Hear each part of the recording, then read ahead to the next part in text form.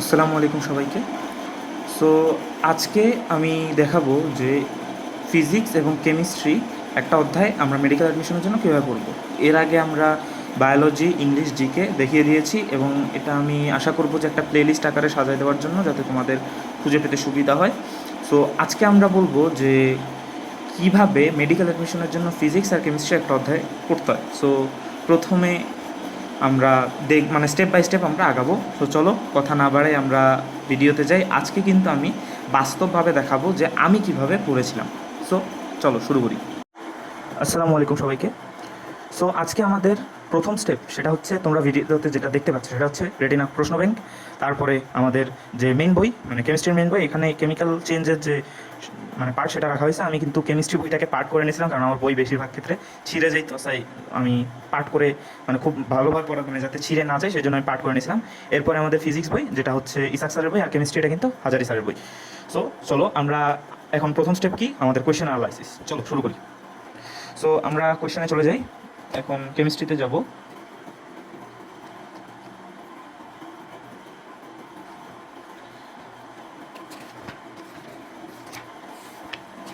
So chemistry এটা হচ্ছে আমাদের চতুর্থ অধ্যায়, যেখানে আমরা রাসায়নিক পরিবর্তন নিয়ে মানে বিগত বছরের কোয়েশ্চেনগুলো কিন্তু এখানে দেওয়া আছে। এবং এটা দেখেই কিন্তু আমার যে এই কোয়েশ্চেন ব্যাংক অ্যানালাইসিসটা সেটা বানানো হয়েছে। যেমন এখানে তোমার অ্যাটম ইকোনমি নিয়ে কিছু কাজ আছে, সেটা বেশি গুরুত্বপূর্ণ না। বিক্রিয়ার ক্রম মাঝে মধ্যে আসে, বেশি গুরুত্বপূর্ণ না। তার প্রভাবকের বৈশিষ্ট্য, প্রকার এবং উদাহরণ অনেক বেশি গুরুত্বপূর্ণ, এটা কিন্তু আমি সম্ভবত 3 স্টার দিয়ে রাখছি। তারপরে সক্রিয়ণ শক্তি এবং আর্হেনিয়ার সমীকরণ এত বেশি গুরুত্বপূর্ণ না। বিক্রিয়ার হার, হার ধ্রুবক। সো এইভাবে আমি কোয়েশ্চেন ব্যাংকটাকে অ্যানালাইজ করছি 1 স্টার, 2 স্টার এবং 3 স্টার দিয়ে। সো তারপরে আমরা আসি মেইন বই।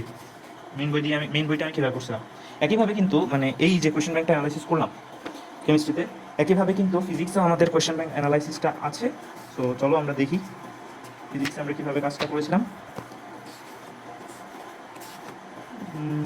এই যে এটা হচ্ছে নিউটনীয় বলবিদ্যা, প্রথম চতুর্থ অধ্যায়। এখানে আমরা কোয়েশ্চেন ব্যাংক অ্যানালাইসিস এভাবে সাজিয়েছিলাম: বল ও বলের প্রকারভেদ, নিউটনের গতিসূত্র, এই দুইটা কিন্তু 3 স্টার। এখানে 1 স্টার শুধুমাত্র কেন্দ্রমুখী আর কেন্দ্র বিমুখী বল। সো এখন বইটা কীভাবে পড়বো সেটাই অনেক বড় প্রশ্ন হয়ে যায়, যে বই কীভাবে পড়বো, এক্সট্রা ইনফো কীভাবে পড়বো। সো চলো, সো এখানে একটা কলম দিয়ে রাখি, নাইলে ঝামেলা আছে। সো চলো বই কীভাবে পড়বো। কেমিস্ট্রিতে আসি আগে। সো কেমিস্ট্রিতে দাগানো লাইন অনেক বেশি ভালোভাবে ফোকাস দিবা। দাগানো লাইনের বাইরে কিছু না পড়লে আশা করি চলবে। সো এখানে দেখো, এখানে কিছু এক্সট্রা জিনিস দেওয়া আছে। এই জিনিসগুলো কিন্তু ভাই আমাদের ক্লাসের সময় বলে দিয়েছিলেন এবং আমি সেটা বইয়ের মধ্যেই নোট করে নিছি। মানে বই ছাড়া কিন্তু আমি তেমন কিছু ফলো করি নাই, যে যাতে আমার সুবিধা হয় আর কি। এখানে আমি শুধুমাত্র বইটাই ফলো, বইয়ের মধ্যেই যা নোট করার করছি, কোনো খাতা কিন্তু আমার অ্যাডমিশন লাইফে ছিল না। সো দেখো, এখানে দেখো রাসায়নিক বিক্রিয়া। সো এখানে গ্রিন কেমিস্ট্রিকে যে বিনাইন কেমিস্ট্রি বলা হয়, তারপরে হচ্ছে সাস্টেনেবল কেমিস্ট্রি বলা হয়, এগুলো কিন্তু ভাই আমাদের বলে দিয়েছিল, আমরা এখানে লিখছিলাম। এগুলো রেটিনা ডাইজেস্টও আছে। তারপরে দেখো বক্সের এমসিকিউ, একটাও যেন মিস না যায় ভাইয়া, সবসময় বক্সের এমসিকিউ অবশ্যই করে রাখতে হবে। তারপরে এখানে সব দাগানো লাইন। তারপরে এই যে অ্যাটম ই ফ্যাক্টর নিয়ে কিন্তু আমাদের বইয়ে তেমন কিছু বলে না, এটা ডাইজেস্ট থেকে তুলে দেওয়া হয়েছে। তারপরে এই যে সব দাগানো লাইন। এরপরে এই দেখো এখানে একমুখী উভমুখী বিক্রিয়ার বৈশিষ্ট্য, এখানে বই থেকে পড়তে একটু হিজিবিজি লাগে, যার কারণে কিন্তু আমি এই যে ডাইজেস্টের যে পাতাটা সেটা ছিঁড়ে নিছি। এখানে একমুখী বিক্রিয়া এবং উভমুখী বিক্রিয়ার বৈশিষ্ট্যটা খুব ভালোভাবে দেওয়া আছে। আমার কাছে মনে হয়েছে যে এখান থেকে পড়তে আমার অনেক বেশি সুবিধা হবে। তারপরে এখানে আরও অনেক কিছু দেওয়া আছে, যেমন এই যে সিএফসি গ্যাস, তারপরে ম্যালিক অ্যানহাইড্রেট, এগুলোর কিছু ব্যবহার, কিছু বৈশিষ্ট্য এখানে দেওয়া আছে। এটাও আমাদের ভাইয়েরা পড়তে বলছিল, এই জন্য আমি ডাইরেক্ট পেজটা খুলে একদম বইয়ের সাথে সাথে লাগাই দিচ্ছি। তো এভাবে আমরা বইটা পড়ছিলাম। তারপরে এখানে এই যে চার্টের মধ্যে কিছু এক্সট্রা জিনিস, যেটা কবি স্যারের বইয়ে ছিল, সেটা আমরা এখানে মানে আমাদের ভাইয়ারা বলছিল যে এখানে ইয়া করে দিতে। এই যে যেমন এখানে বিক্রিয়ার ক্রম, এখানে আমি লিখে রাখছিলাম কি ডাইজেস্ট, তো বাসায় এসে ডাইজেস্ট থেকে খুলে আমি সুন্দরভাবে এখানে লাগাইছি। সো এভাবে মূলত আমি কেমিস্ট্রির বই পড়ছি। তারপরে বক্সের এমসিকিউ একটাও বাদ যায় নাই। সো দাগানো লাইনগুলো অবশ্যই মনোযোগ দিয়ে পড়তে হবে। সো এরপরে আমরা আসি কিসে, ফিজিক্সে। সো ফিজিক্সে আমাদের নিউটনের বলবিদ্যায় শুধুমাত্র দাগানো লাইন ভাইয়া, দাগানো লাইনের বাইরে একটা টপিকও যেন পড়া না হয়, মানে পড়ার দরকার হবে না আর কি, একটা টপিকও দাগানো লাইনের বাইরে পড়ার উচিত না। এরপরে আমরা দাগানো লাইন শেষ করার পর কই যাব, এই যে এখানে যে চারটা জড়তার ভ্রামকের চারটা অনেক বেশি ইম্পর্টেন্ট, অনেকবারই কিন্তু পরীক্ষায় আসছে। এটা এখান থেকেও করতে পারো, ডাইজেস্ট থেকেও করতে পারো। তারপরে এই যে এই জিনিসটা সব, এই যে কিছু সংজ্ঞা দেওয়া আছে, তারপরে এই সংক্ষিপ্ত জিনিস থেকে অনেকবারই কিন্তু প্রশ্ন চলে আসছে। সো এই জিনিসটা ভালোভাবে একবার করে নিবা। আর আমি কিন্তু কেমিস্ট্রির ক্ষেত্রে এই যে যেভাবে ডাইজেস্টটা পিন করছি, ফিজিক্সের ক্ষেত্রে কিন্তু করি নাই। এর একটা কারণ হচ্ছে, আমি ফিজিক্স যে পুরো মেইন বইটা পড়ার পরেই কিন্তু আমি পুরো ডাইজেস্টটা একবার পড়ে নিতাম। অনেকে ডাইজেস্ট পড়ে, অনেকে ম্যাথমেটিক্স পড়ে, কিন্তু আমি ডাইজেস্ট করছিলাম। আমি রেটিনার বাইরে অন্য কোনো পাবলিকেশনের বই পড়িই নাই বলতে পারো। শুধুমাত্র ডাইজেস্টই পড়ছি। পুরা ডাইজেস্টটাই কিন্তু আমি পড়ছিলাম এখানে, কারণ আমার কাছে মনে হয়েছে ডাইজেস্টে তথ্যগুলো অনেক বেশি গোছানো আছে, যার ফলে আমার ডাইজেস্টটা পড়তে অনেক বেশি ভালো লাগছিল। বা অনেকে মেডিট্রিক্স ডাইজেস্টের থেকে ভালো বলে, বাট আমি মেডিট্রিক্স যেহেতু পড়ি নাই, তাই আমি মেডিট্রিক্স সম্পর্কে তেমন মন্তব্য করতে পারবো না। তানজিমের গত দিনের ভিডিও, গত 2 দিন আগে একটা ভিডিও করছিল, তো সেখানে আমরা কিন্তু এই মেডিট্রিক্স সম্পর্কেও কথা বলে নিছে, সো সেটা তোমরা দেখে নিতে পারো। সো আমি কিন্তু এগুলাই পড়ছি। কেমিস্ট্রিতে কিন্তু আমি শুধু ডাইজেস্টটা ডাইরেক্ট ইয়াতে লাগাই রাখছিলাম, বইয়ের মধ্যে লাগাই রাখছিলাম, তো আমার তেমন কোনো প্রবলেম হয় নাই। আশা করি তোমাদেরও তেমন কিছু হবে না, যে বইয়ের মধ্যে ভাইরা যেটা বলবে সেটা অবশ্যই তুমি বইয়েই লাগাই রাখবা, যাতে তোমাকে ডাইজেস্ট পরবর্তীতে আর খুলতে না হয়। সো এখন আমরা ফিজিক্সের ডাইজেস্টে নিয়ে একটু কথা বলি। কেমিস্ট্রিতে যেহেতু বলছি যে ডাইজেস্টের যে জিনিসগুলো ভাইরা বলবে সেটা ইয়া করে নিবা। তো ফিজিক্সের ডাইজেস্ট কিন্তু অবশ্যই পুরাটা রিডিং দিবা, কারণ খুব বেশি সাজানো গোছানো থাকে। তো আমার মনে হয় যে ডাইজেস্টটা পুরো রিডিং দিলে তোমার কনসেপ্টগুলো আরও ভালোভাবে ক্লিয়ার হবে, তুমি তোমার মানে মনে রাখতে অনেক বেশি সুবিধা হবে আর কি এই ডাইজেস্টের যে জিনিসগুলো। তারপরে দেখবা ডাইজেস্টের পরে গিয়ে কিছু এমসিকিউ আছে, এগুলো অবশ্যই সলভ করে নিবা। যেগুলো ভুল হবে সেগুলো দেখো, আমি যেগুলো ভুল হয়েছিল সেগুলো গোল মার্ক করে রাখছিলাম, তারপরে এগুলা মোটামুটি আর ভুল হয় নাই আর কি। তো যেগুলো ভুল হবে সেগুলো অবশ্যই গোল করে দিবা। তারপরে যখনই দেখবা যে এগুলো গোল করা, তখনই বারবার এই জিনিসগুলো দেখবা যখন ডাইজেস্ট রিডিং করতে আসবে আর কি। তো ডাইজেস্টটা পুরাটা রিডিং দিবা। আমার কাছে মনে হয় যে ডাইজেস্ট পুরো রিডিংটা খুবই গুরুত্বপূর্ণ। ডাইজেস্ট মেডিট্রিক্স কম্পেনির বুক তোমার কাছে যেটা আছে সেটাই তুমি রিডিং দিবা, অন্য কোনো বই আবার কিনতে যাও না। আমার কাছে কেনার ফিজিক্সের জন্য কেনার কোনো মানেই হয় না। তোমার কোচিং থেকে যেটা দিবে সেটাই তুমি ভালোভাবে রিডিং দিবে, কারণ তারা খুব ভালোভাবে সেটা সাজাই দিচ্ছেন। সো আমার কাছে মনে হয়েছে তুমি যদি রিডিং দাও সব মানে এখান থেকে রিডিং দাও তাহলে কিন্তু খুবই ভালো। কিন্তু তার আগে একবার এই বইটা অবশ্যই রিডিং দিবা, কারণ ইসাক স্যারের বই কিন্তু আমাদের যে অ্যাডমিশন সেটা ফিজিক্সের জন্য মাস্ট লাগবে ইসাক স্যারের বই। আমি কিন্তু এইচএসসিতে তপন স্যারের বই পড়ছিলাম, তাই আমার অ্যাডমিশনে আবার ইসাক স্যারের বই পড়তে হয়েছিল। যারা এখন ইসাক স্যারের বই পড়ো তাদের জন্য খুবই ভালো, সেকেন্ড টাইম তো মনে হয় ইসাক স্যারের বই পড়ে আসছো। সো আমাদের স্টেপ 1 কমপ্লিট। এরপরে আমরা কী করবো, অনুশীলনী প্রশ্ন। এই যে রেটিনার এই বইটাই আমি ফলো করছিলাম অনুশীলনী প্রশ্নের জন্য, পুরাটা নয়, হ্যাঁ মানে একটু একটু ফলো করছি, কারণ আছে হচ্ছে এই মেইন বইগুলো আমি কি করছিলাম, এই যে মেইন বইয়ের এই যে মেইন বইয়ের ভিতরে যে কোয়েশ্চেনগুলো আছে আমি কিন্তু এগুলো এখানেই দাগায় রাখছিলাম, যাতে মেইন বই পড়ার পর আমি কোয়েশ্চেনগুলো নিয়ে কাজ করতে পারি। এগুলার যে ব্যাখ্যা সেগুলো আমি একটা ছোটো খাতার মধ্যে হালকা করে রাফ করে রাখছিলাম, যাতে মানে আমি রাফ করে সলভ করে রাখছিলাম আর কি। তারপরে আমি বারবার এগুলো চোখ বুলাইতাম, তখনই মোটামুটি হয়ে যেত। ফিজিক্সের ক্ষেত্রেও একই কাজ। কোথায়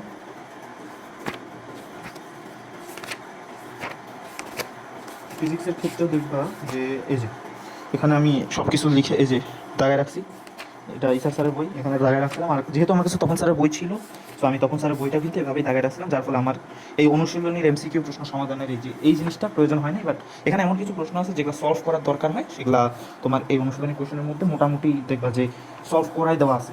যেমন এই যে অধ্যায় যদি যাই, যে পিএইচ এর কিছু কোশ্চেন, এই যে যেমন এই যে পিএইচটা নির্ণয় কেমনে করবো, এই কিছু জিনিস সলভ করে দেওয়া আছে। তো অনুশীলনী কোশ্চেনের জন্য তুমি কোন কোন বই ফলো করবা, অবশ্যই হাজারি স্যার, কবির স্যার, মাঝে মধ্যে লিঙ্কন স্যারের বই থেকে প্রশ্ন চলে আসে, বাট খুব বেশি না, ফলো করতেও পারো নাও করতে পারো, বাট হাজারি কবির অবশ্যই অনুশীলনী প্রশ্ন সলভ করতেই হবে, এটার কোনো বিকল্পই নাই। তারপরে তোমার ইয়াতে ফিজিক্সের ক্ষেত্রে আমি যদি বলি তাহলে ইসাক স্যার আর তপন স্যার। তো ফিজিক্সের ক্ষেত্রে আমি কিছু কোশ্চেন মানে ফিজিক্সের ক্ষেত্রে যেমন এখানে অনেক প্রশ্ন দেখবা যে তুমি ফিজিক্স আর কেমিস্ট্রির ক্ষেত্রে এটা বেশি হয়, কারণ ফিজিক্সে দেখবা যে কোশ্চেনের আনসার ভুল থাকে, তখন আমরা কি মানে সব কিছু বলা যায় কী করবো কী না করবো। তো যখন আনসার ভুল থাকে তুমি মেইন বইয়ে যে আনসারটা আছে মানে মেইন বইয়ে যদি থাকে আর কি কোয়েশ্চেন, তাহলে অন্য কোনো বই যদি না থাকে তাহলে সেটাই আনসার ধরবা। যেমন হাজারি স্যারের বই, কবি স্যারের বই একই প্রশ্ন আছে, আনসার আলাদা আছে। তোমার ভাইয়াকে একবার জিজ্ঞেস করবা কোন আনসারটা বই অনুযায়ী ঠিক, সেই আনসারটাই দাগানোর চেষ্টা করবা আর কি। তোমার বইয়ে তোর হাজারি স্যারের বইয়ের দাগানো লাইনের মধ্যে এটা দেওয়া আছে, বাট অনুশীলনী প্রশ্নের মধ্যে এটার আনসার ভুল হিসাবে দিয়ে দিছে। সো সেটা তার ক্ষেত্রে তুমি অবশ্যই হাজারি স্যারের বইয়েরটা দাগাবা। তারপরে দেখবা যে কোনো বই আছে কবির স্যার কোনো জায়গাতেই প্রশ্নটা নাই, শুধু কবির স্যারের বই আছে, দেন যেটাই আনসার সেটাই দাগাই দিতে হবে, কোনো উপায় নেই। তারপরে এখানে একই রকমভাবে ফিজিক্সের ক্ষেত্রেও যেটা ইসাক স্যারের বই আছে ঠিকভাবে দেওয়া আছে, মনে হচ্ছে তোমার কাছে ঠিক, দেন তুমি ওটাই দাগাবা, ওখানে অন্য কোনো বই ফলো করার দরকার নেই। যদি তখন স্যারের বই আনসারটা থাকে যে মনে হচ্ছে ঠিক এটা ইসাক স্যারের বইয়ের ব্যাখ্যার সাথে মিলে যাচ্ছে, দেন তুমি তখন স্যারের বইটা দাগাই দিবা। অনুশীলনী প্রশ্ন নিয়ে এর থেকে বেশি আর কিছুই বলার নেই। তুমি যদি চাও মাস্টার কোয়েশ্চেন ব্যাংকটাও সলভ করতে পারো। আমার কাছে এই যে তোমার রেটিনার যে অনুশীলনী প্রশ্ন সমাধান, তার থেকে মনে হয়েছে মাস্টার কোয়েশ্চেন ব্যাংকটা অনেক বেশি উপকারী। কারণ হচ্ছে কি মাস্টার কোয়েশ্চেন ব্যাংকে তোমার 3টা জিনিস একসাথে দেওয়া থাকে, যে বিগত বছরের প্রশ্ন, তারপরে অনুশীলনের প্রশ্ন এবং কিছু গুরুত্বপূর্ণ প্রশ্ন কিন্তু এখানে দেওয়া থাকে। সো আমার কাছে মাস্টার কোয়েশ্চেন ব্যাংকটা একটু বেশি গুরুত্বপূর্ণ, মানে ভালো মনে হয়েছে আর কি অনুশীলনী কোয়েশ্চেন থেকে। কারণ রেটিনার ক্ষেত্রে কী হচ্ছে, দেখো কোয়েশ্চেন ব্যাংকের জন্য একটা বই ওরা রাখছে, তারপরে অনুশীলনের জন্য আরেকটা বই রাখছে, কিছু গুরুত্বপূর্ণ প্রশ্নের জন্য তার রেটিনা গাইড রাখছে। এখন তুমি 3টা বই সলভ করতে পারবা অবশ্যই, কোনো সমস্যা নেই, বাট 3টা বইয়ের সকল তথ্য যখন এক বই চলে আসে দেন তোমার জন্য অনেক বেশি ইজি হয় সেটা। সো আমার কাছে মনে হয় যে তুমি যদি তোমার কাছে যদি মাস্টার কোয়েশ্চেন ব্যাংকটা খুব থাকে তাহলে ভালো, আর তুমি না থাকে রেটিনার এই জিনিসটা থাকে দেন নো প্রবলেম, তুমি 3টা মিলাই করতে পারো, তখন একটু দেখে দেখে করতে হবে আর কি। কিন্তু মাস্টার কোয়েশ্চন ব্যাংকে একটু সাজানো গোছানো থাকে, তাই আমার মনে হয় যে ওইটা থেকে করলে তোমার জন্য একটু বেশি সুবিধা হবে, সময় কম লাগবে আর কি। এতটুকুই, এর বেশি কিছুই না। 3টা বইয়ে মোটামুটি একই ইনফরমেশন, একই প্রশ্ন দেওয়া আছে। সো আমার কাছে অনুশীলনের প্রশ্ন নিয়ে এতটুকুই মানে বলার ছিল আর কি, এর থেকে বেশি কিছু আর বলবো না। সো এখন আমরা কথা বলবো প্র্যাকটিস নিয়ে, মানে লাস্ট সেকশন আর কি আমাদের।